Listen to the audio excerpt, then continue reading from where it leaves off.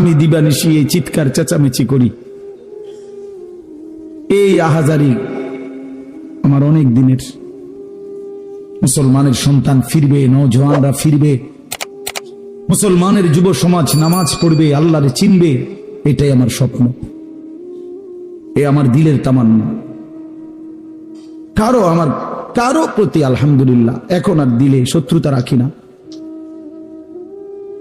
কারো বিরোধিতা, কারো প্রতি হিংসা করার কোনো সময়ও নাই, বিশ্বাস করেন, একদম সময় নেই, সময়ই তো না। আমি জুমার নামাজ পড়াইছি ঢাকা মোহাম্মদপুর আদাবর, আমার জুমা, ওইখান থেকে আমি জুমার পরে রওনা দিয়া মাগরিবের পরে রোয়াচালা বয়ান করছি, এশার একটু পরে ওই মুসাগারা বয়ান করছি, এরপরে এখানে এসে বয়ানে বসছি, শুধু ওযু করছি,